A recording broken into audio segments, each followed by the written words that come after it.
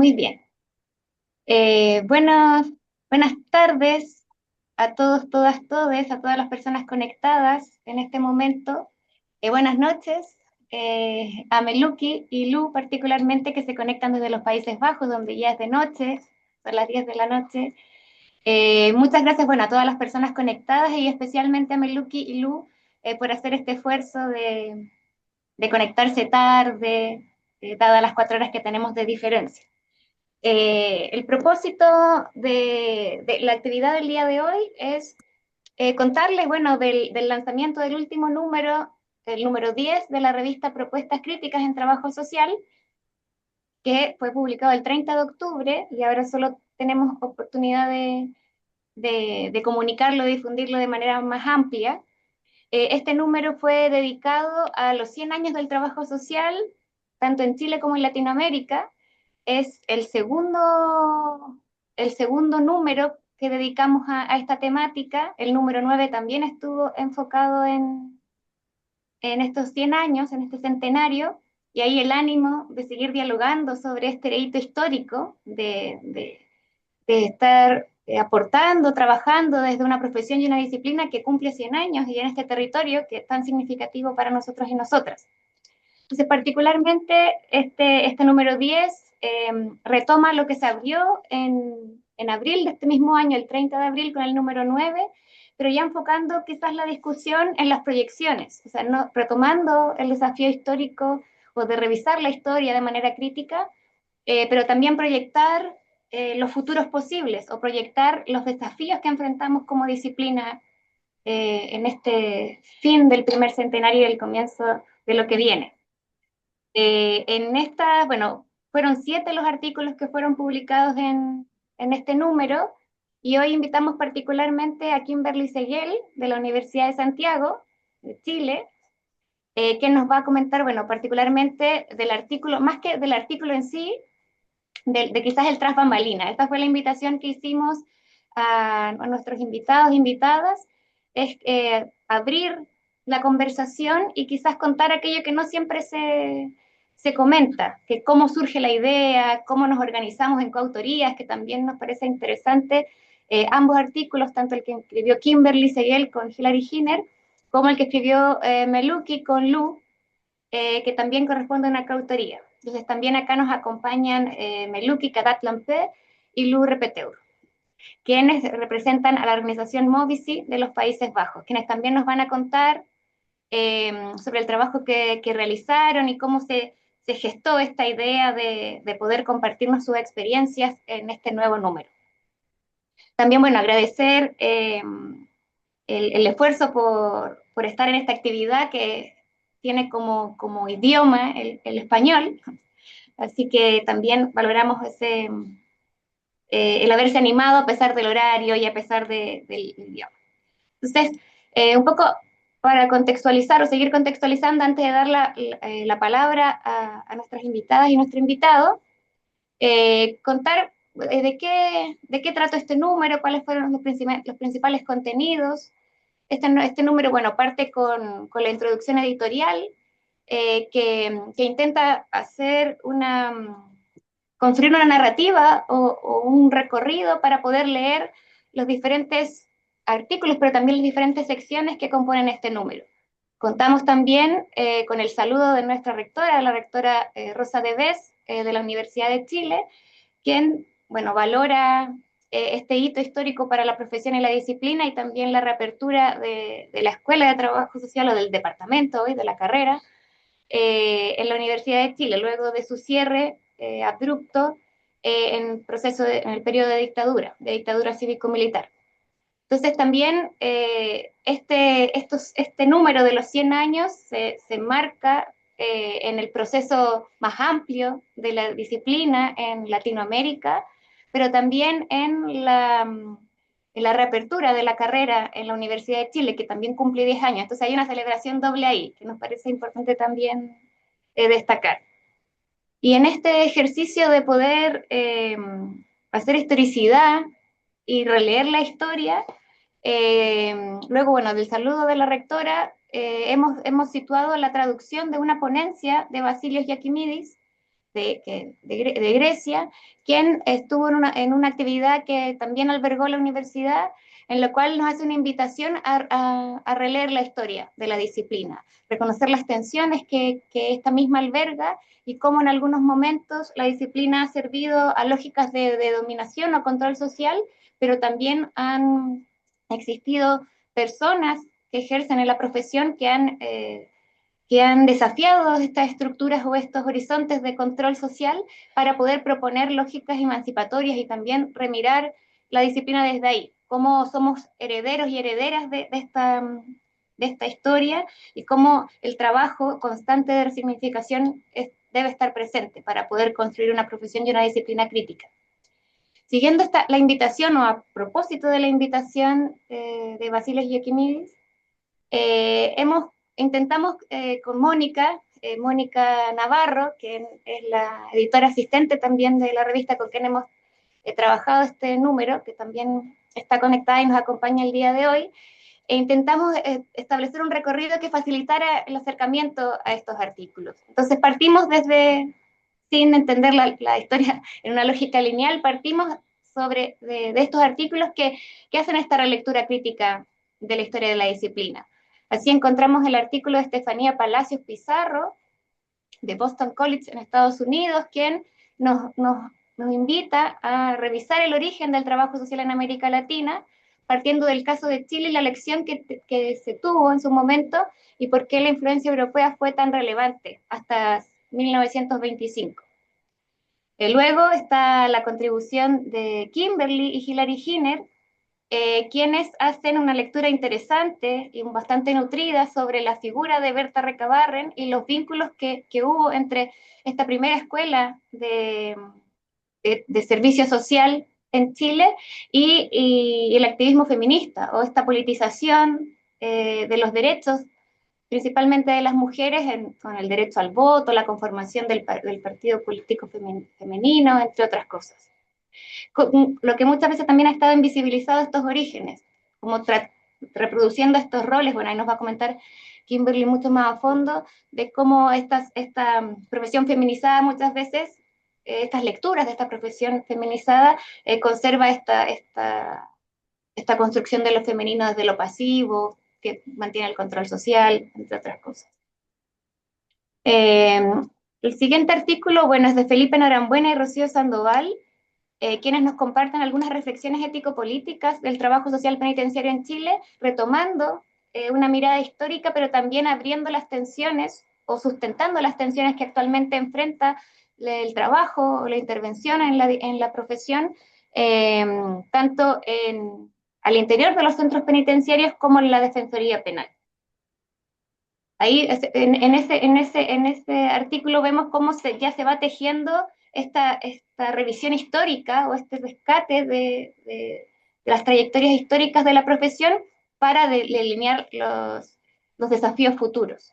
Y en esa misma línea también está el artículo de Meluque y Lu, que nos acompañan hoy, que nos van a comentar, bueno, en primera persona, las intenciones que hubo detrás de este artículo, pero que nos parece bastante interesante a propósito de los vínculos que nos permite ver, que al menos yo no los conocía, entre Chile y los Países Bajos a propósito de la discusión de las ideas de Paulo Freire. O sea, fue bastante enriquecido poder acercarnos a esa historia que hoy también vamos a compartir con ustedes.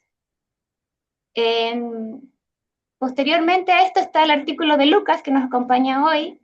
Muchas gracias, Lucas, por tu contribución. También es un artículo bastante interesante que hace una revisión muy crítica, me parece incómoda incluso para la profesión, respecto de cuál es el rol que está cumpliendo el trabajo social en la mediación comunitaria a propósito del extractivismo de ciertas empresas y cómo desde su propuesta construye esta idea de cómo reproducimos la asistencia social del despojo y las contradicciones ético-políticas que se pueden situar aquí, cómo el etos del trabajo social se ve alterado a propósito de estos nuevos, quizás no tan nuevos, porque también, como muy bien menciona Lucas, están estas raíces coloniales que vuelven a reaparecer en estos conflictos socioambientales. También ahí, Lucas, totalmente invitado a poder también participar del diálogo y contarnos quizás más a fondo lo que motivó tu trabajo. Luego tenemos el artículo de María Concepción Unanue, Cristina Herrero y Jezabel Lucas, colegas de la Universidad de Valladolid, España, quienes también proyectan estos desafíos hacia el futuro. O sea, entendemos, bueno, que los conflictos socioambientales no son algo nuevo, pero sí algo que, un imperativo que a medida que avanzan los procesos sociales se tornan como más imperativos. Vemos también que los espacios virtuales, la virtualidad, esta nueva construcción de espacios son espacios que pueden ser favorables para la intervención social, pero también que hay que mirar críticamente. Con estos quizás nuevos o no tan nuevos temas, cierra de alguna manera esta, estas interpelaciones o desafíos futuros de la profesión que siempre van a redundar en lo que Cori Duarte nos comparte en su artículo respecto de cómo todas estas reflexiones, estas inquietudes, esta forma de revisar la historia, lo que hemos hecho, lo que se puede valorar positivamente y amerita seguir siendo nutrido y aquellas cosas que hay que mirar más críticamente, debe permear la formación de futuros y futuras profesionales del trabajo social. Entonces aquí Cori nos llama, nos convoca a conversar particularmente sobre la educación en derechos humanos, en la formación del trabajo social, apostando por pedagogías que sean críticas, situadas, feministas y territoriales. Con ese artículo de Cori cierra la sección artículos y también nos gustaría destacar que este número 10 por primera vez propone una nueva sección que bueno, que esperamos que pueda seguir siendo trabajada en el futuro, que es el de rescates editoriales, así lo hemos titulado con Mónica, en el cual estamos ahí en la búsqueda de artículos, capítulos de libro, cualquier producción interesante que no esté todavía en formato digital y que por supuesto podamos gestionar los permisos también para poder reeditarla, también con el reconocimiento de los autores y autoras en nuestra revista. En este caso, el capítulo del libro titulado Organización Estudiantil del Servicio Social, Trabajo Social en la Dictadura Chilena, desde la Universidad de Chile al Instituto Profesional de Santiago, Apuntes para una Historia, fue el texto elegido. Aquí Paula Vidal amablemente nos cedió eh, este texto que trabajó con José Ancán y María Angélica Rodríguez para poder difundir y ampliar el espectro de recepción de, este momento de la historia que muchas veces no es difusa o no ha sido contada. Así que agradecemos a las autoras y al autor por brindarnos esta oportunidad de poder publicar eh, este capítulo en nuestra revista. Y también, como, bueno, como es habitual, tenemos dos secciones que son parte de los números habituales, que una es una reseña que estuvo a cargo de Lorena Pérez Roa, del Departamento de Trabajo Social de la Universidad de Chile, que nos invita a leer el libro de Trabajo Social Aportes a la Historia Reciente, de autores y autoras argentinas que nos cuentan particularmente cómo ha devenido el proceso histórico de la profesión y la disciplina en ese país. Y finalizamos este número con la segunda parte de la entrevista realizada por Teresa López a Teresa Quirós, eh, dos, dos profesionales y figuras importantes para el trabajo social chileno que nos parece importante recuperar y también difundir. Con esta entrevista terminamos el número y esperamos también poder continuar con las próximas versiones que ya les compartiremos cuáles son los próximos llamados que están en funcionamiento y cuáles son los temas que se vienen para los próximos números. Entonces ya, bueno, hecho esta no tan breve contextualización, doy paso a Kimberly para que nos cuente cómo fue este proceso de redacción, de pensar, darle vueltas, cómo surge la idea de postular también quizás esta idea a la revista, este llamado de los 100 años. Sí, Javi, muchas gracias primero por la invitación. Voy a estar compartiendo una pequeña PPT que armé así muy improvisadamente, pero también considero que es importante porque para nosotras las imágenes fueron muy importantes en este proceso. Creo que ahí se ve, si no me equivoco. Eh, Sí, se ven. Ya, perfecto. Bueno, miren, contarles primero que, bueno, como tú ya mencionaste, Javi, este artículo llevaba por el nombre La otra Recabarre, la incidencia política y feminista de Berta Recabarre en los orígenes del trabajo social. Contarles primeramente que este artículo nace como el resultado de las investigaciones desarrolladas en torno a un Fondesit regular, un Fondesit dirigido por la doctora en Historia Hilary Giner, también integrante ahí de la Escuela de Trabajo Social. En primera instancia, en este Fondesit, nosotras queríamos medir o estábamos midiendo la incidencia de las mujeres en los últimos procesos constitucionales chilenos. Esto quiere decir 1925, 1980 y la actualidad, el proceso 2021. Pero en particular en 1925 nos centramos a estudiar un acontecimiento, un hito que considerábamos que era muy importante para la historia del país, y eso era la Asamblea de Asalariados e Intelectuales que se desarrolló en marzo de 1925 en Chile como una expresión autoconvocada de ciudadanos y ciudadanas progresistas que estaban ahí incidiendo y insistiendo por la creación de una nueva constitución que acabara un poco con el régimen oligárquico y diera paso también a la llamada cuestión social. En ese sentido, quisimos como investigar a las mujeres que habían participado de la asamblea y entre las 19 mujeres que fuimos encontrando, dimos con el nombre de Berta Recabarren Serrano.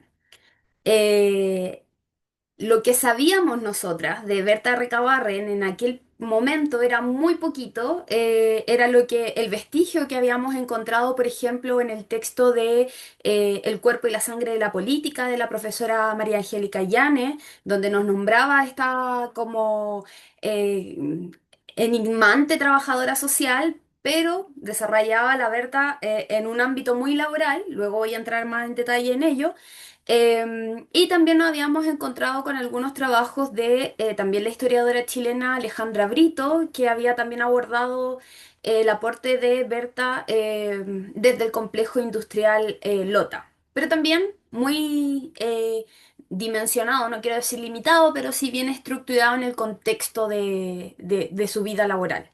Em, y es por eso que con Hillary nos fuimos como un poco interesando en esta mujer, también yo creo como desde una insistencia de querer como desmarcarla de la figura de su hermano Luis Emilio, por eso también el artículo provocadoramente se llama La otra Recabarren.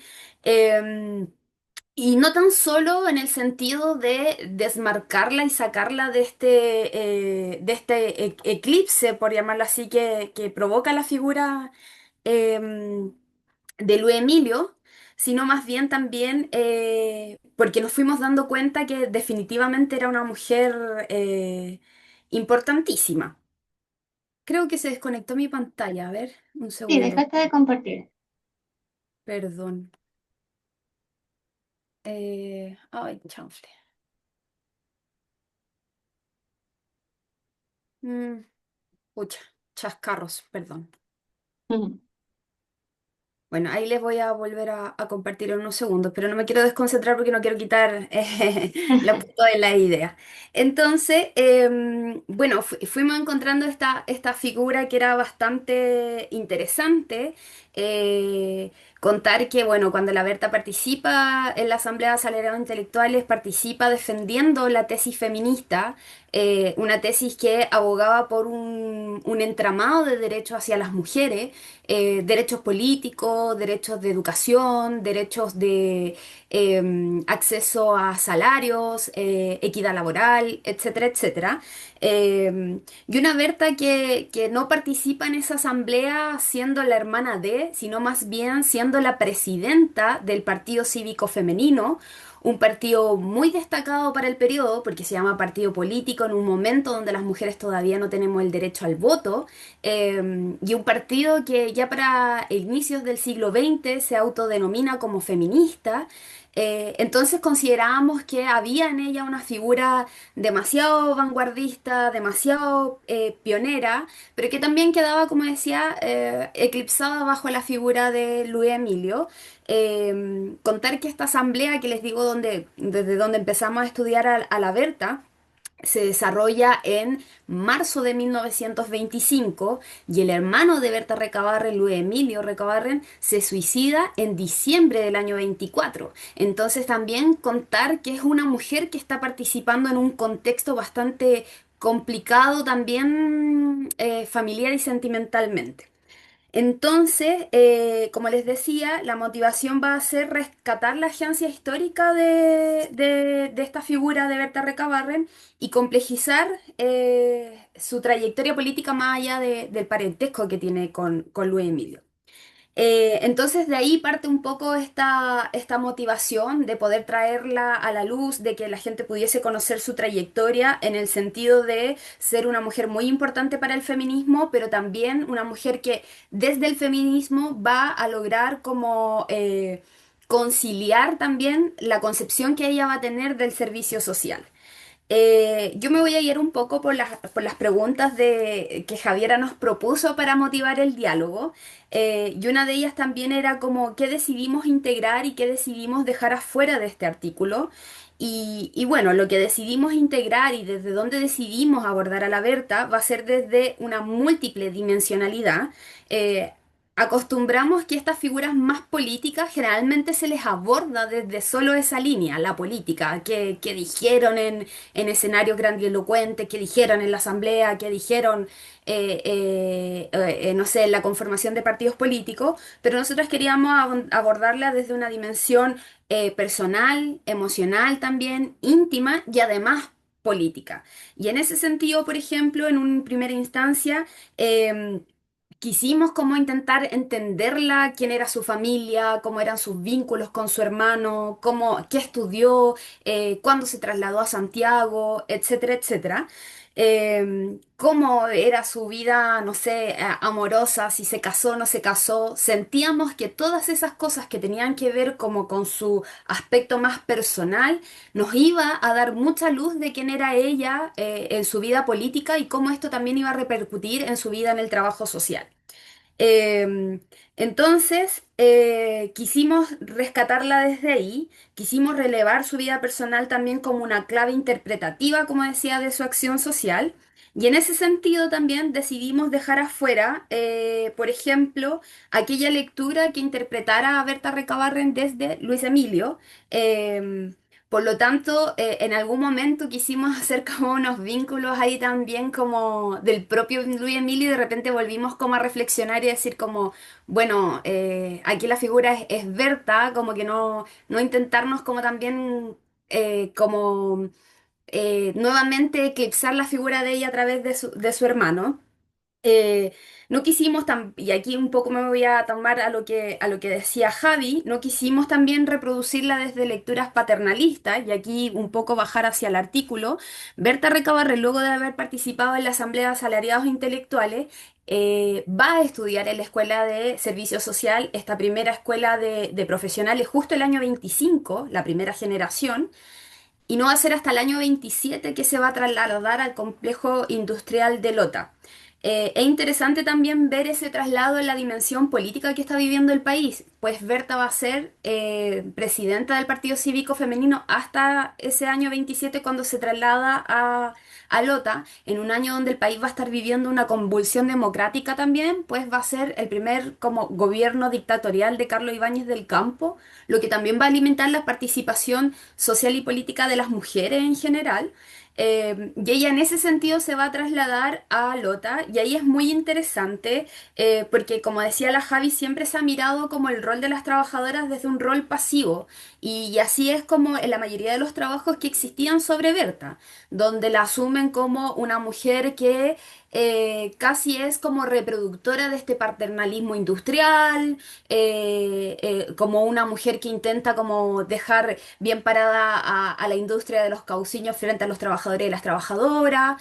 Pero más bien nosotras lo que fuimos logrando encontrar ahí era una Berta que trasladó las ideas y los principios, sobre todo del Partido Cívico Femenino, en cuanto a la educación de las mujeres, a su rol en el servicio social. Entonces vamos a ver en Lota a Berta trabajando en pos de la educación de las mujeres, en pos de la educación de las hijas de los mineros, en pos de fortalecer, por ejemplo, la estructura organizativa de las mujeres en el complejo industrial, pero también una mujer muy pensada o muy centrada en poder dar cobertura, por ejemplo, alimenticia a los hijos de los trabajadores que realmente vivían en condiciones como paupérrimas, de hambre, de miseria.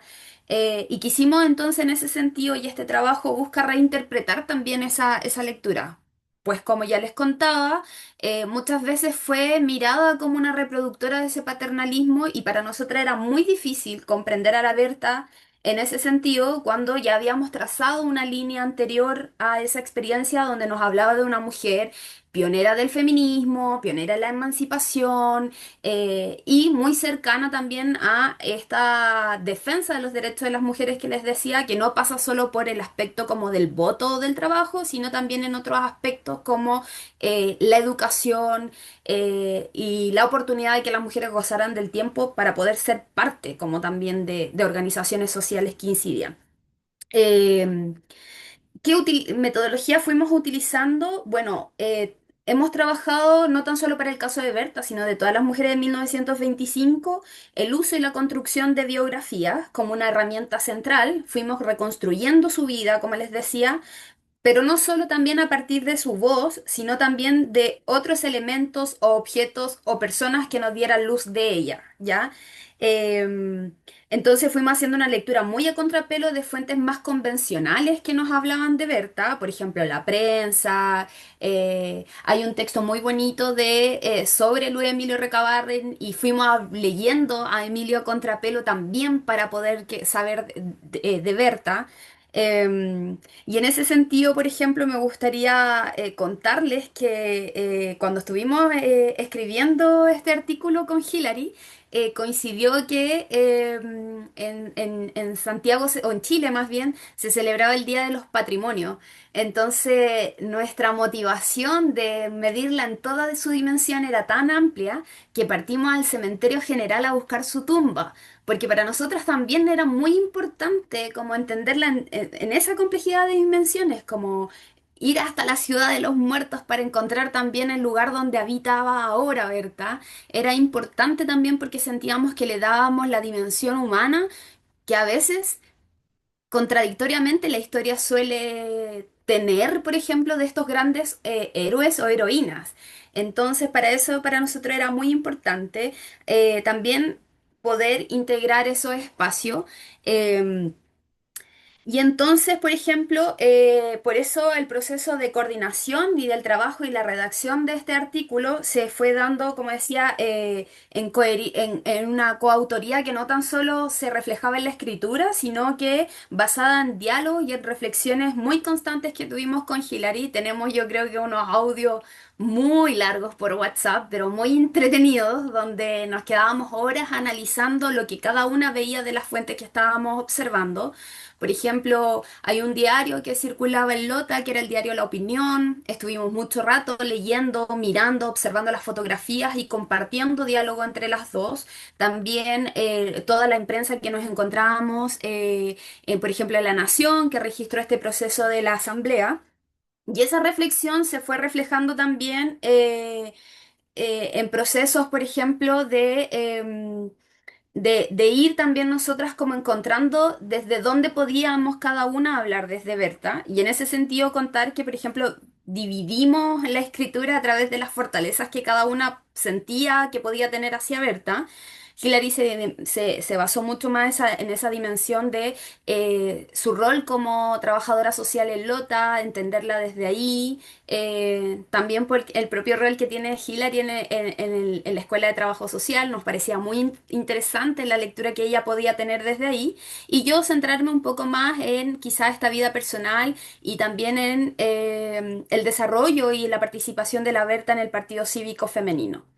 Entonces teníamos una intención claramente común de comprender las dimensiones feministas de Berta antes y después de su experiencia como trabajadora social, no tan solo como una mujer que se estuvo formando, sino también una mujer que fue pionera también en integrarse en la industria privada. O sea, el trabajo que Berta Recabarren hace en Lota no va a ser el, como, entre comillas, típico trabajo que hace una trabajadora social de unir estas como lazos entre el Estado y el pueblo, sino va a ser una dimensión mucho más como sui generis hasta vanguardista, que es cómo también el trabajo social se dispone en un puente entre la patronal y los trabajadores. Y en el caso de Berta, todos estos principios que nosotras fuimos viendo que ella sostuvo, no tan solo en su participación en la asamblea, en su participación en el partido cívico, sino también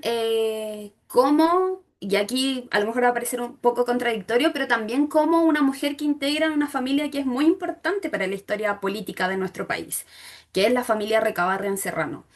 Eh, si me dan unos segunditos, quiero mostrarles mi PPT porque hay unas imágenes muy bonitas. Y quiero también hablarles desde esas imágenes. No sé cuántos minutitos, Javi, me queda si estoy pasada, mostrarles esta PPT y poder también cerrar para dar... Sí, proyectala nomás. Yo creo que tenemos unos 3 minutos. Voy.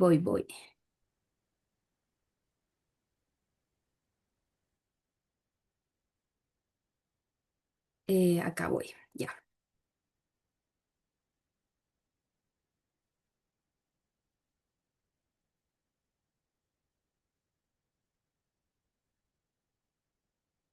Ya, parece que ahí sí ahora se ve.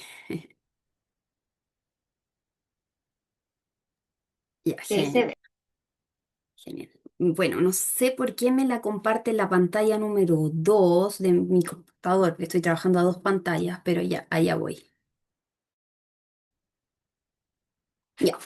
Entonces, por ejemplo, aquí lo que tenemos en donde se muestra mi puntero es la típica imagen. Esta imagen generalmente cuando uno la googlea encuentra que está como cortada y el único que aparece es Recabarren. Pero cuando nos encontramos con la sorpresa que encontramos la imagen oficial o la real, nos dimos cuenta que aparecía la figura de Berta junto a sus otras dos hermanas. Y ahí también podemos entender mucho a Recabarren, que es un hombre que está rodeado de hermanas y quizás ahí viene su intención o su interés también por las demandas de las mujeres. Esta es otra imagen que generalmente no se lee en conjunto, pero aquí tenemos nuevamente a una Berta mucho más joven, pero presidenta del Partido Cívico Femenino. Y fuimos haciendo estos match, como decir, bueno, está aquí, está también aquí, es una mujer que está presente y ahí está dejando registro de trascendencia. Este es un GIF que a mí me gusta mucho porque la podemos ver en su corporalidad, sonriendo, una mujer... es muy extraño ver a lo mejor a las personas del siglo XX en movimiento y por eso nos gusta mucho. Esta es una imagen que extrajimos, perdón, de el documental Los funerales de Recabarren, no recuerdo el nombre del cineasta, pero de apellido Pellegrini, uno de los pocos registros audiovisuales que se tiene de inicio de la década del 20. eh, por eso nos parecía muy importante rescatarla desde ahí. Bueno, aquí tenemos una imagen que sale en el diario La Opinión, donde podemos ver la gota de leche Isidora Cauciño, que es del establecimiento de Lota, y sale el médico encargado de la gota de leche, pero entre estas personas que están acá, esta imagen no está tan de buena calidad, pero también logramos ver a Berta Recabarren. Y finalmente, esta es la foto que tomamos con Hillary del Cementerio General de Chile, el cementerio que está ahí en Recoleta, donde se puede ver el nombre de el abuelo de Berta Recabarren, las hermanas de Berta, el mismo Luis Emilio, y por ahí está Berta Recabarren también con su fecha de defunción. Era también importante para nosotras esto porque generalmente todos estos datos son muy invisibilizados y a veces uno no sabe también cuánto tiempo, en qué año vivió, en qué año murió esta persona. Y para nosotras también era importante poner eso en enunciación porque lográbamos entender también la trayectoria de Berta. Y es una mujer que va a fallecer muy joven, en el año 50 y algo, si no me equivoco, 52, perdón, 32, en el año 32, o sea, alcanzó a ser casi más o menos 10 años trabajadora social.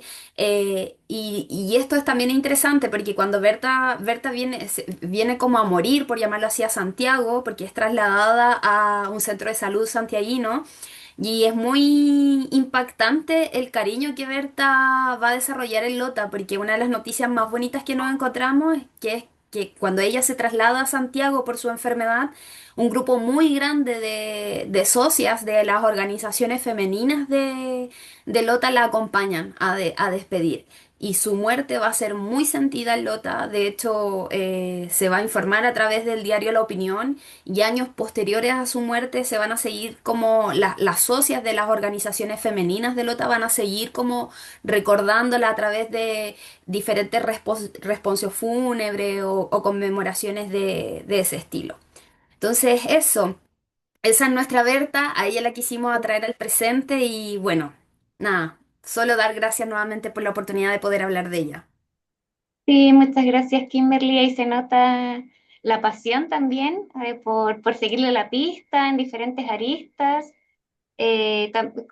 También me llama la atención, pero por supuesto lo comprendo, esta como cercanía, o sea, sin conocerla, sin haber coincidido en un momento específico, sentir afectos por su figura, por la contribución que hizo a la profesión, al movimiento feminista. Es interesante, incluso llamándola la Berta, así como alguien, una amistad, y ahí a propósito de lo que Hilary nos comenta en el chat de que la aman, o sea que también hay un sentimiento profundo a propósito del trabajo, cómo se van tejiendo estos afectos en el proceso de, de conocimiento. Así que muchas gracias, Kimberly. Y ahora damos paso a Meluki y luego a Lu para que nos compartan también las motivaciones del artículo que publicaron con la revista. Tengo una pregunta para Kimberly. Una ¿Mm? pregunta quizás un poco provocativa, ¿eh? ¿Sí? ¿Se puede? ¿Sí? Sí, adelante.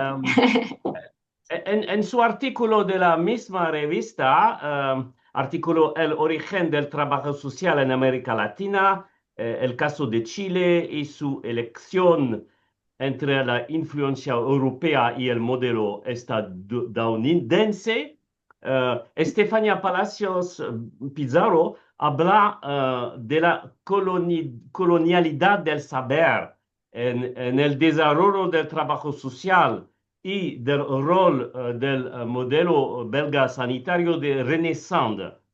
Es la época en la que Berta Recabarren ejerce su trabajo social de pionera, en la época de su militancia en el Partido Cívico Femenino y de su participación en la Asamblea Constituyente de Asalariados e Intelectuales. Mi pregunta, ¿hasta qué punto se puede hablar de una praxis de descolonización antes de la letra por parte de Berta Recabarren? Muchas gracias, Meluki. Sí, Ah, sí. mira, nosotros, sin también el fin de idealizar como a Berta, quisimos entenderla en su contexto. Y en su contexto, efectivamente va a ser media reproductora de algunas ideas de época y en otra va a ser bastante emancipadora, incluso desde la colonialidad del saber. Y en ese sentido, yo siento que su interés por ejemplo, el desarrollo de la lectura y invitar también al bajo pueblo a ser parte de esta discusión a través de la educación y todo eso, me parece que es bastante subversivo y no intenta replicar una lógica, sino más bien entregar herramientas para que sean las propias, en este caso las mujeres e hijas de los trabajadores, poder irrumpir desde ahí. Entonces a mí me parece que ella mantiene una postura bien ambivalente. En algunas, por supuesto, reproductora a lo mejor de muchas lógicas, pero en otras, promotora de esta emancipación en la medida que entrega herramientas para poder generar autonomías. Y por supuesto, cuando uno, por ejemplo, estudia las planillas de ingreso de las postulantes a la Escuela de Servicio Social, se encuentra también con una impronta bastante a veces conservadora, bastante como, no sé si llamarle como ni siquiera como ni europeizante ni colonialista, pero un poco en esa línea también un poco eugenésica como de la interpretación. Eh, pero aún así, con todo ese peso, con toda esa carga propia de su época, yo creo que ella igual logra romper con algunos cercos o muros que efectivamente permiten una mirada más allá, o a lo menos le da la oportunidad a este bajo pueblo de poder participar de una manera a lo mejor más igualitaria en la discusión en la medida que entrega herramientas que antes, sobre todo en el caso de las esposas de los trabajadores, no van a contar y que por lo tanto va a limitar su participación e injerencia. No sé si logro dar respuesta del todo, quizás Hilary también me pudiera complementar aquí. Sí, Sí, tal vez solo mencionar que creo que los casos de México y Chile son bien distintos en ese sentido. Y en mucho, y por varias razones, ¿no? Pero una razón principal también tiene que ver con lo racial y cómo de alguna forma, en el caso de México, de alguna manera, y por la Revolución Mexicana, también tiene que ver, ¿no? Con una construcción de Estado Nacional que también de alguna forma tiene que ver con una integración vía asimilación, ¿no? Sí, pero como de la construcción, ¿no? De un tipo de nación mexicana que sí tiene aspectos indígenas. Se podría argumentar que algo podría haber pasado también en Chile con el caso de la raza chilena, pero no obstante, si pensamos en general en la clase como profesional, en general de Chile de cualquier tipo, y la gente que se vinculaba al Estado en particular, podríamos decir que en general se pensaba en Chile como un país blanco mestizo. Y efectivamente, en general, y hasta muy recientemente, podríamos decir que hay un racismo bien pronunciado en general dentro de Chile y también dentro de todas las capas, digamos, de los servicios estatales, ¿no? Respecto a las profesiones, etcétera, ¿no? Entonces, en ese sentido, y por eso también la Kim mencionó esto de como pensamientos genéticos, en Chile la idea de mejorar la raza y estas ideas también respecto a esto de la ciencia, la limpieza, higiene social, etcétera, etcétera, en general apuntaban hacia un cierto tipo de estructura de disciplinamiento, de relaciones de familia, de género, etcétera, que en general eran racistas en su construcción, ¿no? O sea, donde efectivamente no había esta idea de rescatar y bien coloniales, ¿no? O sea, y en ese sentido, claro, yo creo que esa apertura hacia como miradas por lo menos más como rebeldes, o sea, esto de por sí de pensar, por ejemplo, respecto de mujeres populares, de incorporar a mujeres obreras, de pensar en también lo que dijo la Kim desde el bajo pueblo, porque también hay que entender que en Chile durante mucho tiempo la construcción de ese Estado Nacional y también la construcción de la ciudadanía y de la política es desde esa base de ser un país blanco mestizo. Por ende, lo que más se habla es clase y se habla re poco de raza. ¿No? Entonces yo creo que también ahí hay ciertas construcciones bien particulares también respecto a Chile, que también tiene que ver con esto de cómo se va construyendo esto, e incluso en un contexto como Lota, que está en el sur, ¿no? Está en el sur y está mucho más cercana, digamos, como ciudad hacia el Biobío, hacia como territorios que son tradicionalmente mapuche, ¿no? O sea, como cercano a la Araucanía, al Biobío, etcétera, ¿no? Al río, me refiero, río Biobío. Y no obstante, podríamos decir que al revisar en general, ¿no? Las escrituras de Berta, esto del diario de la opinión, que era de allá, ¿no? De esto y que además también era patronal, ¿no? O sea, bueno, y todo lo que involucra eso también, pero donde en general no hay, digamos, como muchos discursos, ni desde Berta, ni tampoco desde otros sectores que hablan de algo netamente como anticolonial o antirracista. Yo creo que eso es como algo que hay que tomar en cuenta.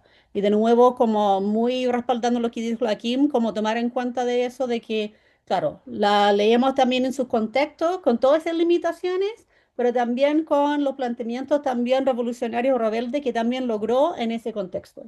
Mm. Muchas gracias, Kimberly y Hilary.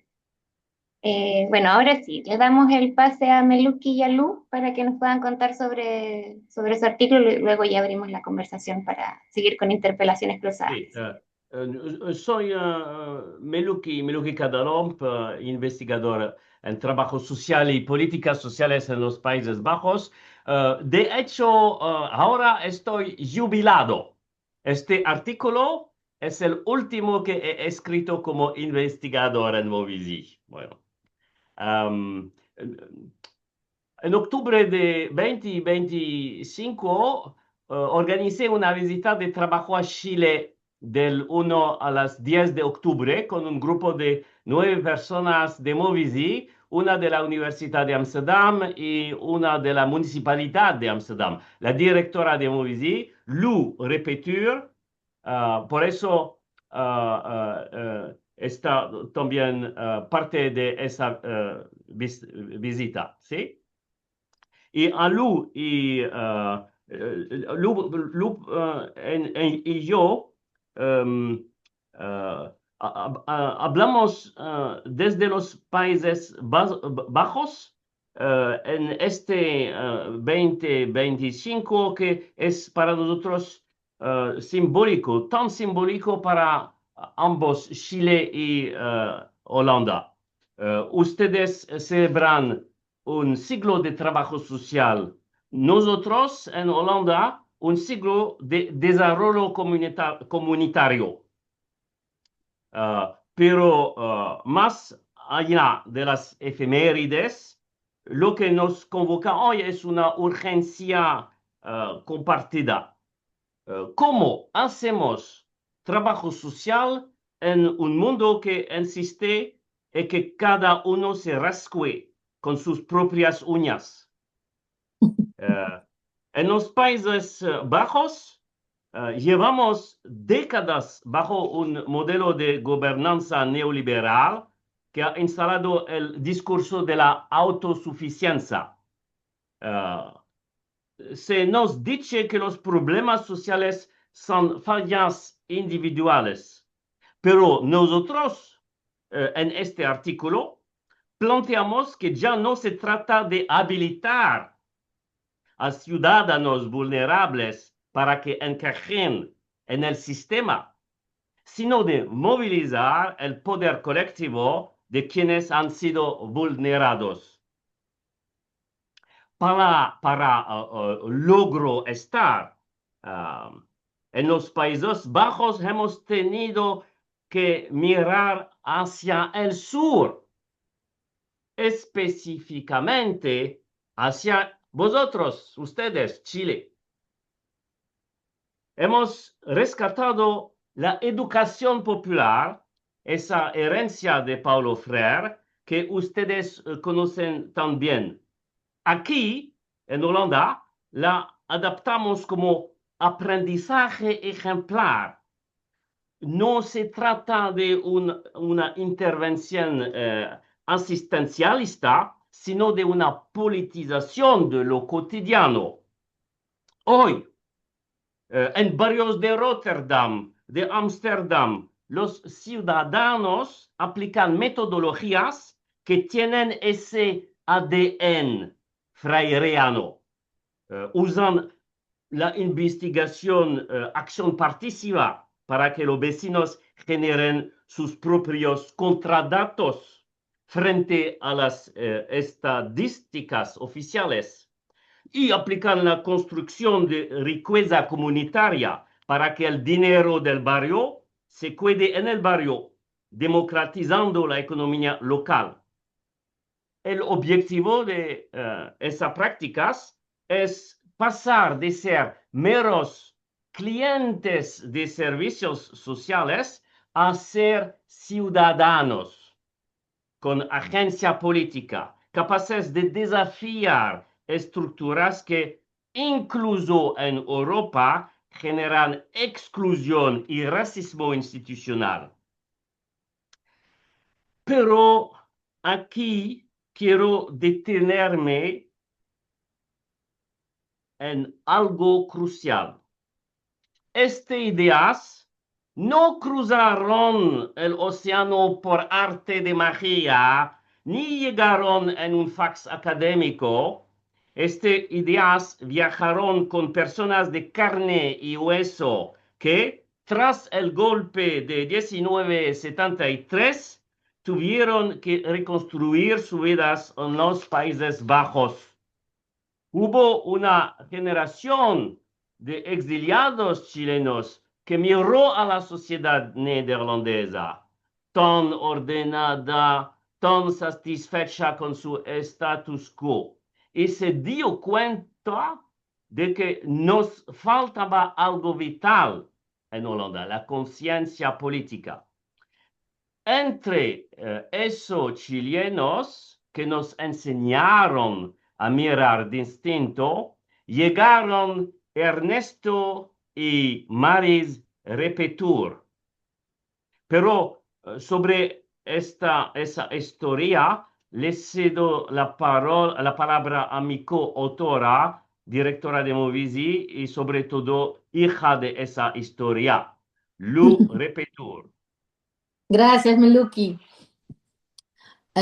Bueno, para entender lo importante que fue ser Freire en Holanda, hay que comprender que en los años 70 toda Europa progresiva estaba mirando a Chile.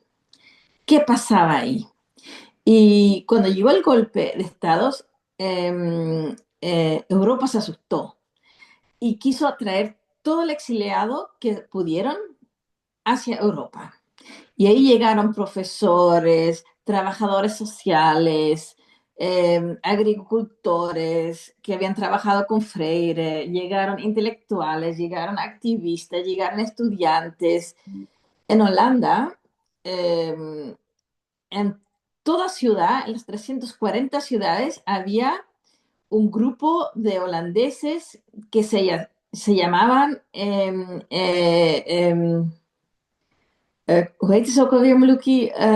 El Chile Comité, Comité de Chile, Comité para Chile. O sea que en la ciudad que llegabas, toda la gente te quería hablar contigo, quería hacer preguntas. Fuimos muy bien recibidos en esa época, muy distinto a como es ahora. En esa época fuimos muy bien recibidos. Y ahí se empezó a hacer un intercambio de ideas. Entre ellos estaban mis padres, pero esos, habían muchos, y no solo en Holanda, en Bélgica, en Alemania, en Francia, en España, muchos. Y como Europa no es muy grande, o sea, tú en 5 horas estás de Ámsterdam a París, se fueron, aunque no vivían en los mismos países, se fueron intercambiando, se fueron juntando, juntándose ellos, juntándose con trabajadores sociales en Holanda, y ahí empezaron a entender más no solo la teoría de Freire, sino cómo se había trasladado la teoría a la práctica en Chile. O sea que la situación chilena fue muy ejemplárica, o sea, la usaron mucho de ejemplo. Bueno, yo lo conozco muy cerca de Holanda, pero yo sé que es mucho más que Holanda, que fue en toda Europa. Cuando nosotros decidimos, bueno, en donde yo trabajo, somos 150 personas que trabajamos para los asistentes sociales. No somos asistentes sociales todos, algunos sí, pero trabajamos para ellos. Somos como vuestra universidad que hace estudios para que los trabajadores sociales puedan hacer prácticas efectivas. Así somos nosotros. Y cada 5 años vamos a otro país.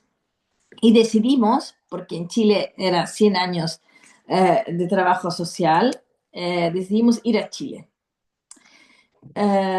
Y lógicamente que si vamos a Chile, vamos a mirar también a mi historia y vamos también a mirar de dónde está el intercambio interesante. Y por ahí decidimos, Meluki y yo, bueno, es hora de hacer esta historia más, bueno, hacerla más un artículo para que no se pierda ni aquí ni tampoco allá, porque en Chile se habla mucho de lo que se aprende de Europa, pero no se sabe todo lo que Europa aprende de Chile o lo que aprendió de Chile y ahora de nuevo estamos aprendiendo. Y así salió el artículo. Bueno, más no, no les puedo explicar. Sí, muchas gracias, Meluki Lu, por compartirnos, bueno, lo que movilizó el artículo. Bueno, como comentaba Meluki, ambos, Lu y Meluki, estuvieron junto a una comitiva más grande de Movici en octubre de este año a propósito del Seminario Internacional que conmemoraba los 100 años del trabajo social, estableciendo también vínculos. O sea, se dieron el tiempo de intentar reconstruir esta historia de nexos, de intercambios, e intentar también fortalecer los vínculos actuales entre diferentes organizaciones de Chile y Movici particularmente y los Países Bajos. Municipalidades, organizaciones sociales de la diversidad sexual y también otras organizaciones críticas que están actuando o ejerciendo nuevas prácticas o prácticas desde esta lógica de la educación popular. Yo cuando empecé a leer el artículo que publicaron en la revista, yo decía, porque le daban énfasis a Chile, y yo al principio no entendía, dije, pero si Freire es brasileño, como que quizás después nos van a decir, se quieren robar el legado de Pablo Freire. Y claro, y ahí después, claro, leyendo, me acerqué a esta historia que me parece muy interesante, que yo creo que no es muy contada. Bueno, sabemos, o gente por supuesto sabe que Paulo Freire vivió en Chile 5 años también huyendo de la dictadura en Brasil, y esos 5 años fueron fructíferos. Perdón. Freire fue traído a Chile por Sí. por el gobierno. O sea, él venía a analfabetizar Chile. Lo que hizo es darle una conciencia política que nunca se había imaginado que iba a salir Allende.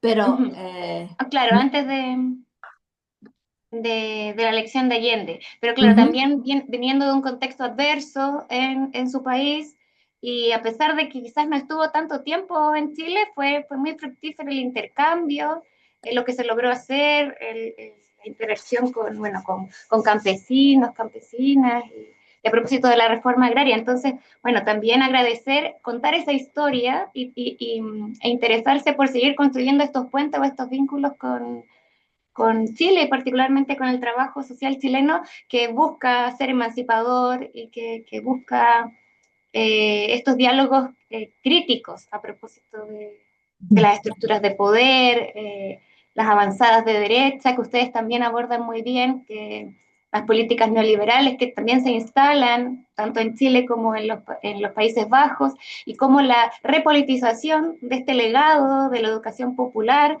también son un horizonte, o sea, también una forma de hacer frente a estas avanzadas. Así que muchas gracias.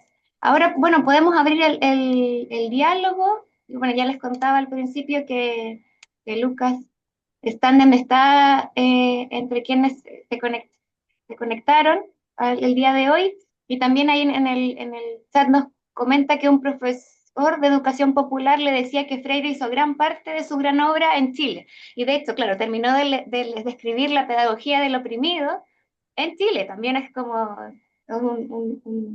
un orgullo a ver que este territorio haya sido escenario de ese gran legado, que también lo comentan Mieluki y Lu en su artículo.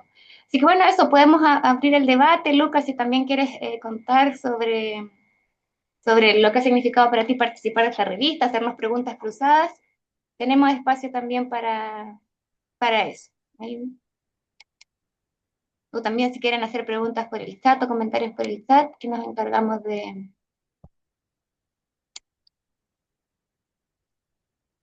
transmitirlos.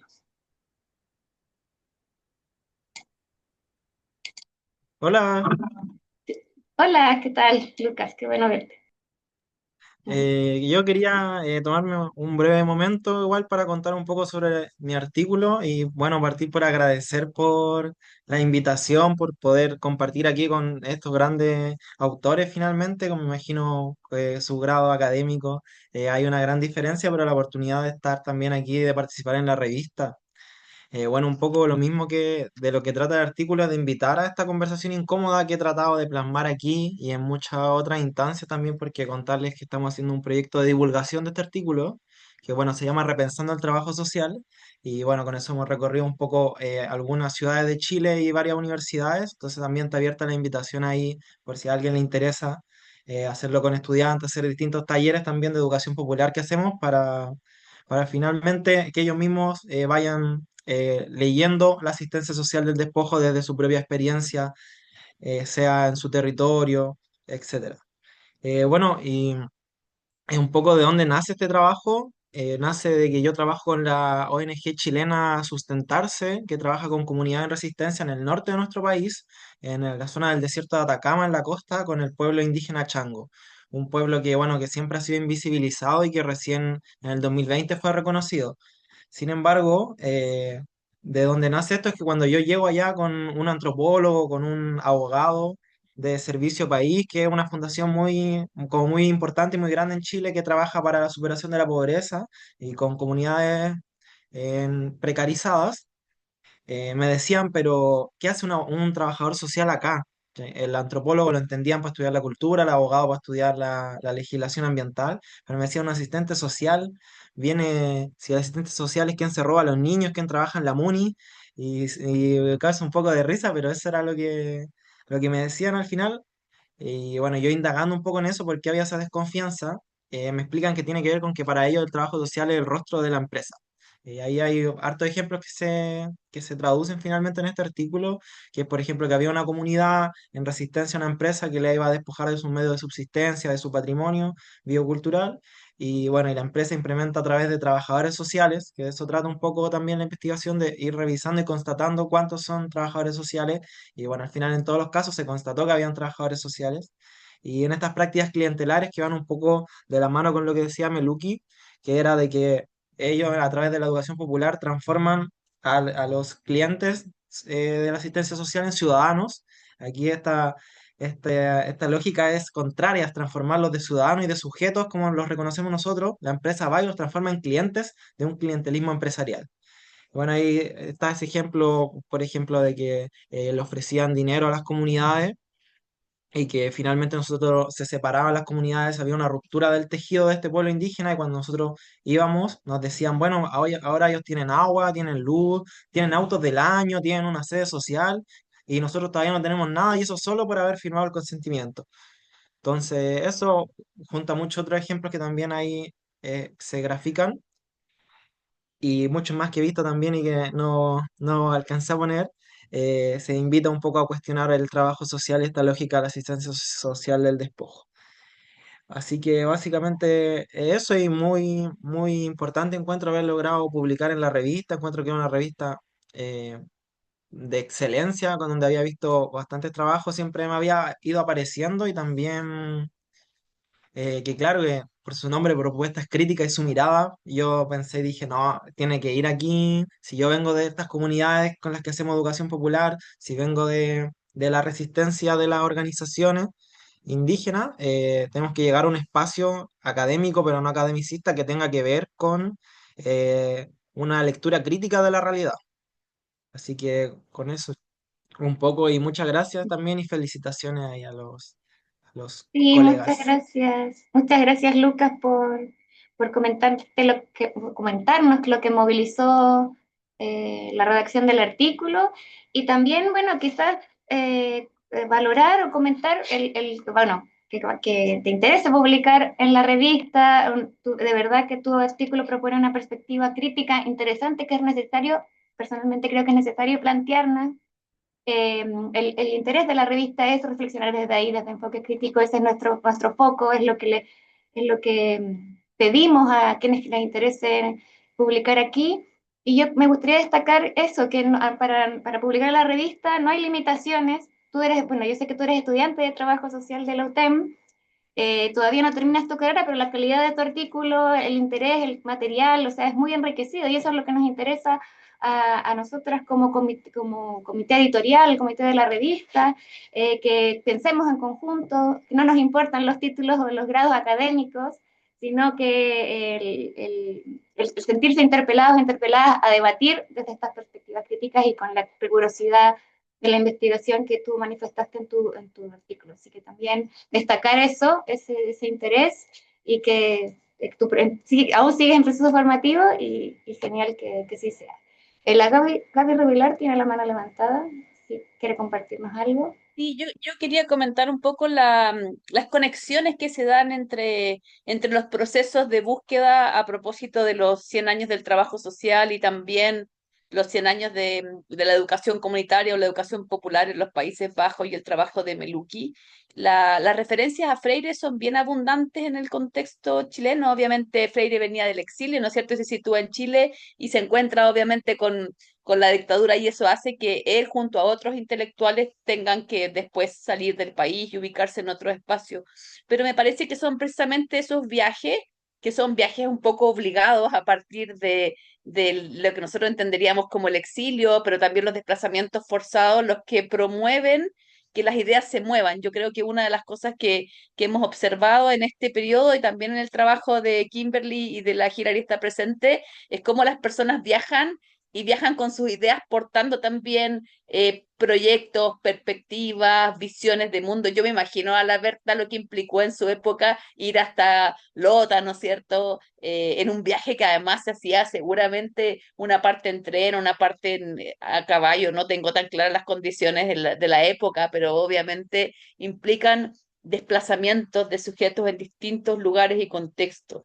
En otro proyecto que tenemos a propósito de los 100 años del trabajo social que se llama 100 años y contando, que es un podcast, hay dos entrevistadas, una es precisamente la Margarita Rosa y la otra es Marila Yamamoto, que hacen referencia a la labor intelectual de Paulo Freire y cómo ese trabajo de Freire seminal marcó también la impronta de su formación. Entonces me parece que es interesante con distintos formatos. Estamos hablando de formatos artículos académicos, estamos hablando de formatos de podcast, estamos hablando de proyectos de investigación, pero también estamos hablando de divulgación de la ciencia, que es lo que proponía Luca. Desde distintos formatos se van encontrando ciertas historias y se van conectando las disciplinas. Hemos conectado aquí, ¿no es cierto?, el trabajo social. Yo pienso al tiro en geografía y cómo podríamos mapear estos desplazamientos, ¿no es cierto?, en el tiempo y hacer un mapa interactivo. Solo en esta sesión hemos movido continentes, personas, espacios, temporalidades. Entonces quiero agradecer también porque hay encuentros de generaciones, encuentros intercontinentales, por decirlo así, y también encuentros temporales. Y entonces, a propósito de lo que decía Lucas, esa es una ventaja de la revista y esa es también la ventaja de una revista con evaluación de pares ciegos, porque finalmente los pares que te evalúan no saben quién eres tú.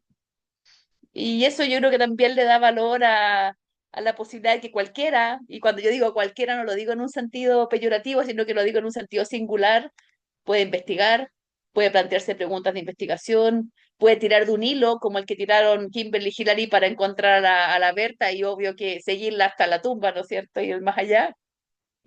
O como hacía Meluki, ¿no es cierto? Y su compañera, que era viajar hasta Chile para conocer, situarse, empaparse de realidades que están como tensionando eso. Así que no, quería agradecer este espacio también fructífero. Yo sé que siempre diciembre es un mes difícil para todos, andamos colgando de tantas cosas y de tantos temas y de tantas cuestiones, pero siempre vale la pena detenerse un ratito y poder como conectar esfuerzos intelectuales que acontecen desde distintos lugares, temporalidades y posiciones también, posiciones geopolíticas, que me gusta mucho como mostrar eso hoy. Eso, ese era mi comentario. Sí, muchas gracias. Gabriela, reconoce, Gabriela, la importancia ahora en Holanda, en Chile, en todo el mundo, acaso, del trabajo social politizado como necesita en el neoliberalismo. Pero, ¿qué es su experiencia en esa situación de neoliberalismo que tenemos también en Holanda? Y la posición del trabajo social. ¿Es el trabajo social un trabajo técnico, sanitario o es un trabajo de movilización, de concientización? En Holanda tenemos la tensión, tenemos de una parte o trabajo social técnico, sanitario, individual, muy importante, y de otra parte trabajo social de politización. Dentro de la gente del trabajo social hay también una tensión. ¿Cómo reconoce eso punto también en su investigación? Sí, yo creo que lo reconocemos en nuestra investigación porque esa tensión existe, pero paradójicamente, al menos en el contexto de Chile, el trabajo social nació politizado. Seguramente en el camino fue perdiendo ese carácter político porque también, y lo quiero decir así, fue parte de una estrategia de sobrevivencia. El trabajo social era una disciplina peligrosa en sus inicios y fue atacado desde distintos espacios, además era ejercido por mujeres que tenían un estatus además en una posición no tan clara. Entonces, tal vez, y no quiero con eso justificarlo, una estrategia de sobrevivencia fue tecnificarlo, ¿no es cierto? Transparentarlo, por decirlo así, invisibilizarlo un poco y dotarlo de un estatus técnico que lo hacía menos peligroso, pero tal vez de algún modo más funcional a intereses corporativos, capitalistas, que fue un poco lo que pasó en términos de captura. No hay una respuesta clara, pero me parece que es esa contradicción y son esas paradojas las que hacen pensar, porque además el trabajo social en Chile nace en contextos de salud, pero nace politizado, es decir, no es el ámbito sociosanitario, no es el higienismo el que le impone ese estatus, es más bien producto de la historia, de su tiempo. Bueno, ahí la historiadora lo sabe mejor y yo no voy a hablar de eso. Pero acabamos de inaugurar la semana pasada las tesis históricas de trabajo social y tienen posición política. Hay una mirada de género que hoy día nosotros podríamos leer muy tradicional, pero hay una posición sobre eso, hay una mirada sobre la sociedad, hay una lectura crítica sobre la historia, pero que muchos de esos trabajos quedaron guardados en un cajón, no fueron mostrados, no fueron publicados.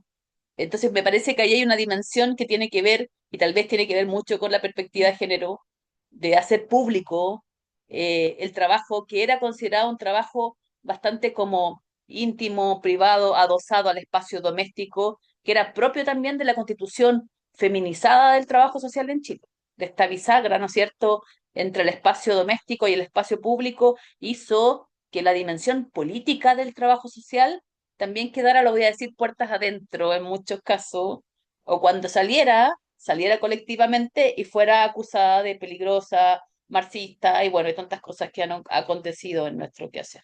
Pero eso no es para contestarle a usted, sino que es para debatir sobre las personas que estamos acá.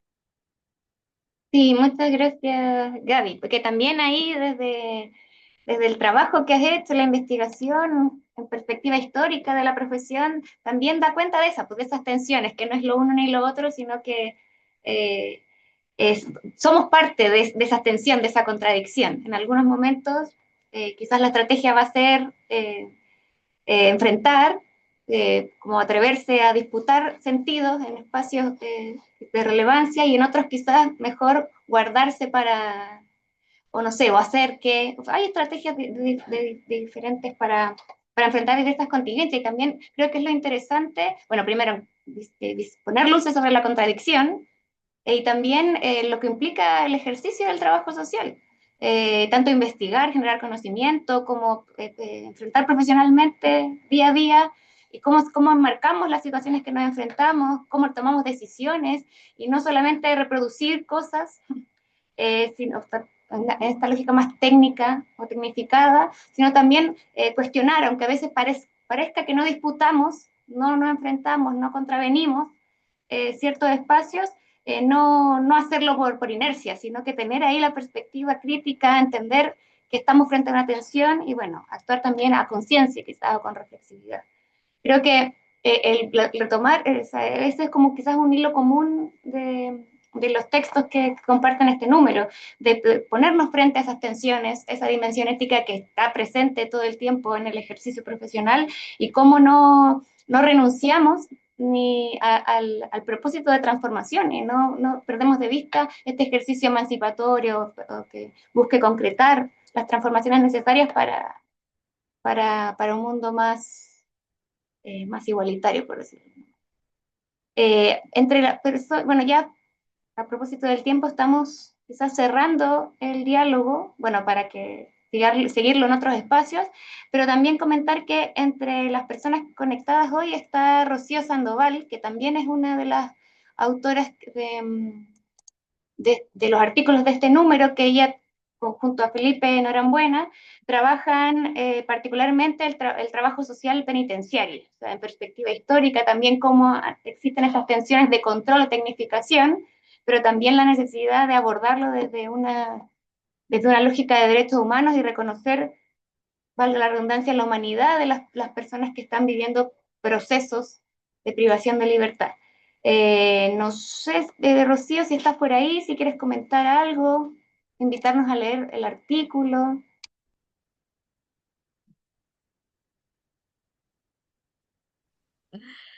Hola, sí, gracias. No estaba preparada para esto, estoy. Pero Bueno, bueno, solo si te gracias. interesa. Sí. Gracias, sí, no, muy cortito, nomás agradecer el espacio que colocaron. Yo nunca he participado del lanzamiento de la revista como para, escuchando lo que habían expuesto otras autoras, entonces, igual este es mi primer artículo para una revista, por otro lado, entonces es emocionante todo lo que estoy viviendo en este momento. Bueno, contarles muy brevemente que con Felipe ambos somos trabajadores sociales. Él es de Concepción y yo soy de la Araucanía. Y nos conocimos a partir de un magíster que ambos hicimos en Derecho Penitenciario de la Universidad de Barcelona. Y yo me puse a buscar a las personas que lo habían hecho, a ver si encontraba algún trabajador social, porque para mí ha sido muy difícil encontrar trabajadores sociales que no que tengan una mirada y que trabajen, y que les interese lo carcelario.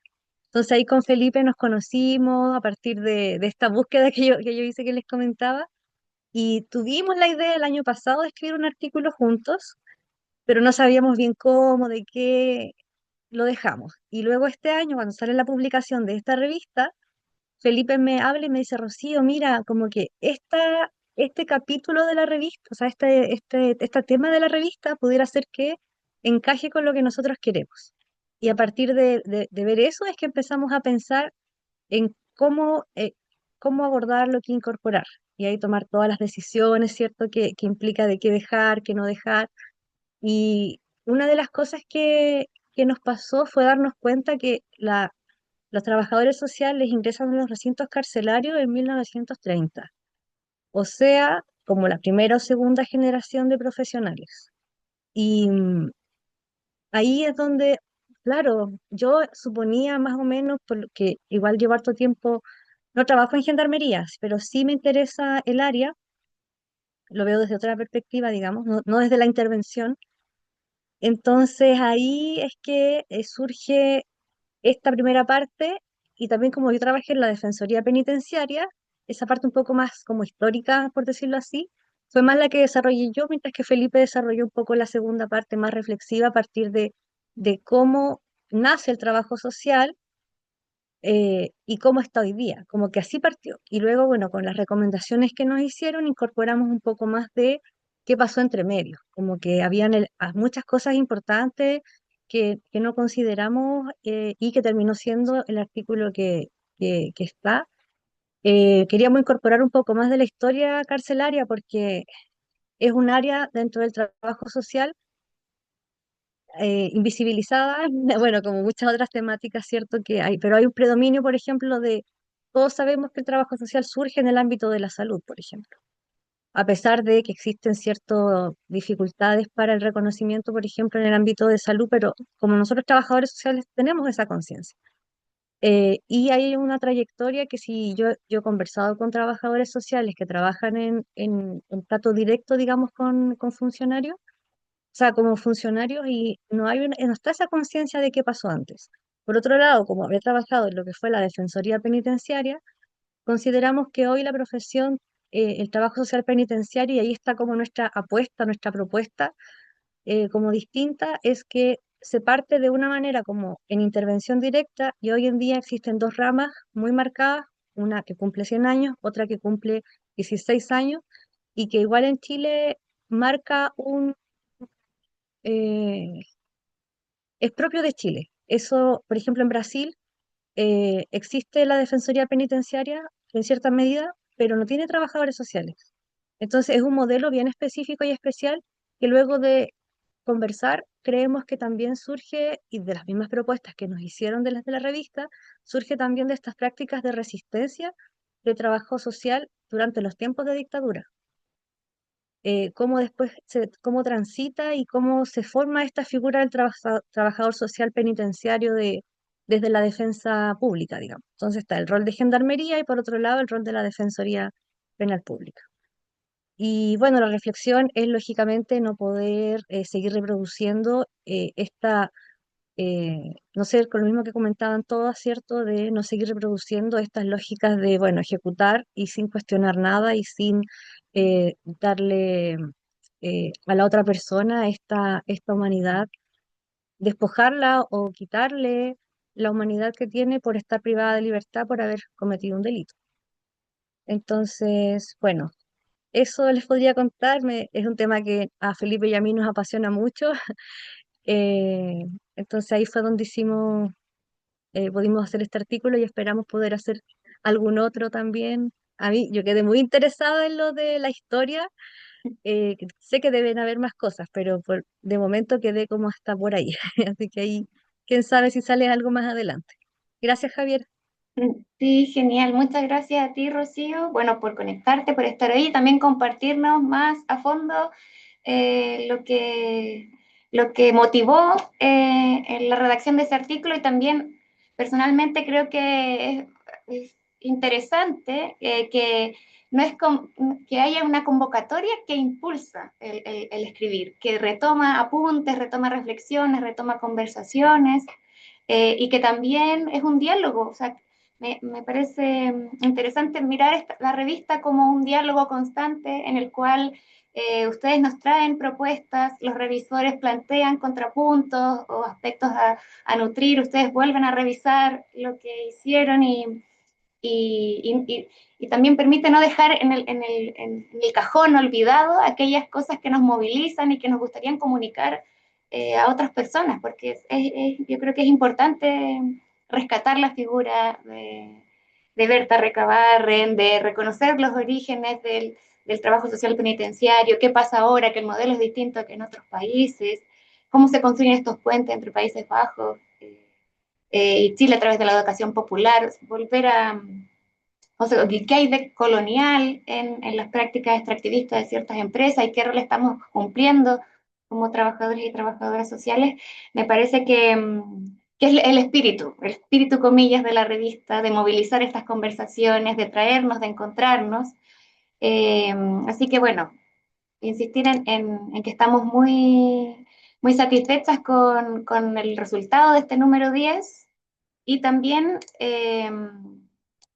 invitarles o dejar aquí abierta la invitación a lo que viene, o sea, qué es lo que nos depara el futuro para la revista. Ah, bueno, antes de seguir veo que María Silvina tiene la mano levantada, así que damos la palabra. Hola, buenas tardes. Yo soy docente investigadora de la Facultad de Trabajo Social de la Universidad Nacional de La Plata. Eh, Me sumé a la presentación, aún no leí los artículos, pero nosotros venimos trabajando sobre la reconstrucción histórica de la profesión en la ciudad en el marco de distintos estudios que se están haciendo en Argentina para conocer las particularidades regionales del surgimiento de la profesión, porque hasta no hace tantos años la mayor parte de los estudios estaban centrados en la ciudad de Buenos Aires. Me parece muy fructífero el campo de la investigación sobre la historia de nuestra profesión, y escuchando a los autores de estos artículos, eh, nos animan a seguir recuperando esos lazos y esos nexos que el trabajo social ha ido construyendo a lo largo del tiempo con referentes, con las historias de nuestros países, con distintas influencias teóricas y políticas.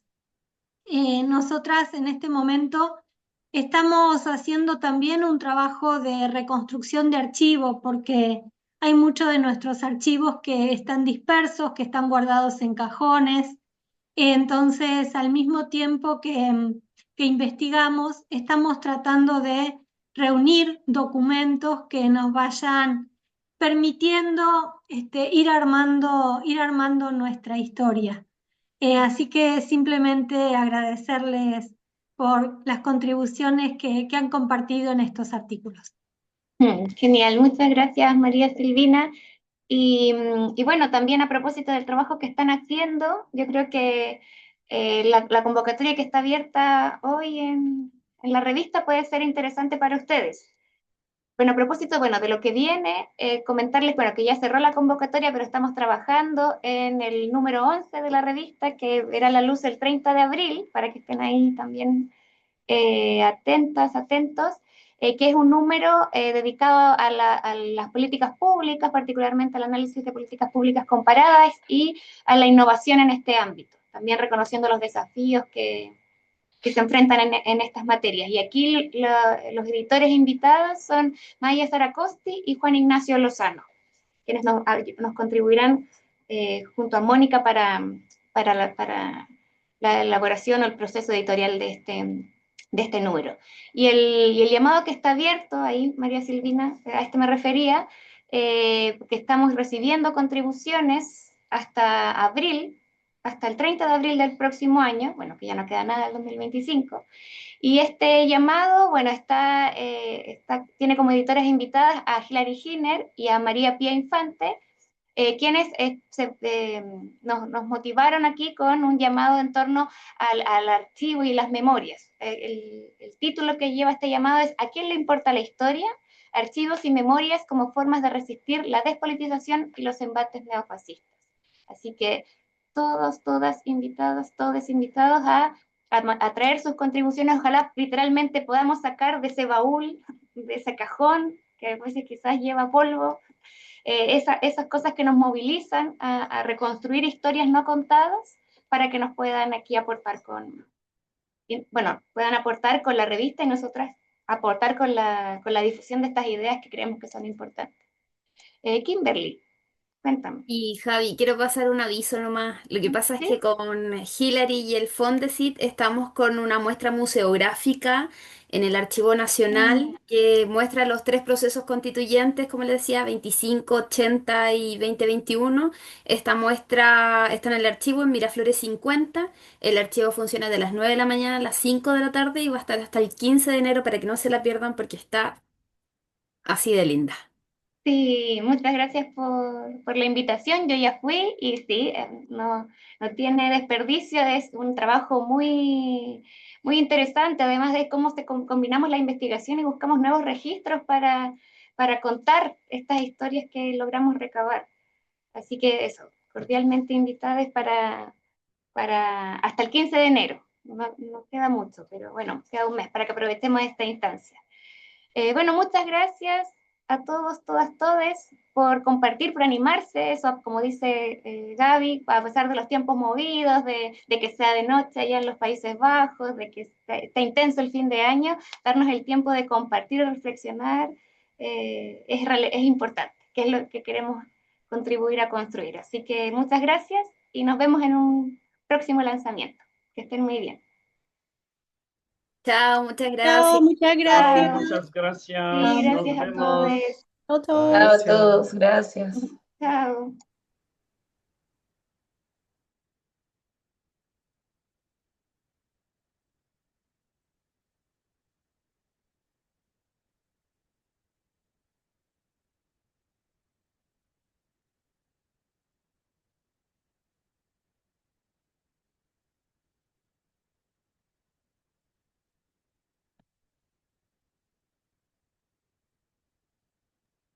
Estamos, ¿no?